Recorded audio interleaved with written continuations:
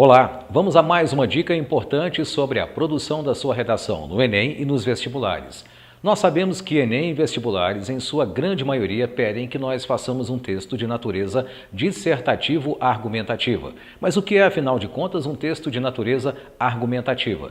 É aquele, em primeiro lugar, que apresenta uma tese, um ponto de vista, uma opinião. E, em segundo lugar, os argumentos ou fundamentos pelos quais chegamos àquela tese, opinião ou ponto de vista. Sem tese e sem argumentos, não se pode falar em argumentação. A questão é que nem todas as argumentações têm o mesmo peso. Há algumas possibilidades em que nós nos saímos muito melhor com algumas estratégias. Uma delas é a estratégia de qualificação dos argumentos. O que faz com que um argumento seja qualificado é, em primeiro lugar, o fato de que ele não apresenta radicalidade. Um argumento radical, uma tese radical, são aqueles que não admitem, por exemplo, nenhuma espécie de exemplo contrário. Nós sabemos que isso, na maioria das vezes, não se verifica. Portanto, é muito importante que, ao construir a argumentação, saibamos lançar mão, utilizar o chamado pensamento concessivo.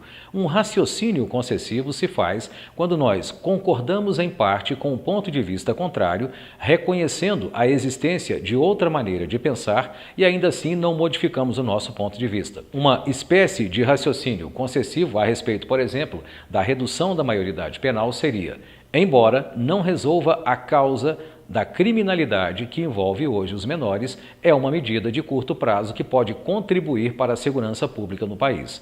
Se somos, por exemplo, contrário à publicidade infantil no Brasil, poderíamos dizer: embora ela possa trazer benefícios de curto prazo para a economia no setor de brinquedos, não se pode negar seus prejuízos ao longo prazo.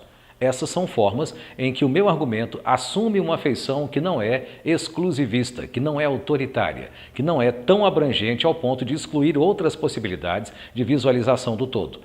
Por outro lado, para qualificar um argumento não basta que nós tenhamos um raciocínio concessivo. É bastante necessário também que, sempre que possível, sejamos capazes de antecipar objeções. Objeções nada mais são do que pontos de vista contrários aos nossos, ou argumentos que podem ser lembrados contra aqueles que estamos apresentando. Se alguém, por exemplo, defende a permanência do programa nuclear brasileiro, numa redação cuja proposta trate de energia nuclear, pode-se lembrar que, com certeza, muita gente dirá que as usinas nucleares e que a energia nuclear está, por exemplo, sujeita a problemas como os de explosão. Se eu próprio antecipo no meu texto a informação de que alguns são contrários à energia nuclear pelo risco de insegurança, e se eu próprio esclareço que esse risco é pequeno logo em seguida, dizendo que os acidentes nucleares verificados na história tinham um contexto bastante diferente do brasileiro, eu antecipo uma objeção e em seguida faço a sua refutação, ou seja, eu derrubo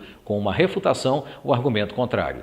Esses dois procedimentos, a concessão ou concordância parcial com o ponto de vista contrário e a antecipação de objeção, a capacidade de prever críticas que podem ser feitas e de apresentá-las e em seguida derrubá-las, tornam muito mais convincente o meu texto. Com ambos, eu consigo uma argumentação mais sólida e, consequentemente, os pontos que são dados na competência ou critério 3 do Enem, que trata da argumentação.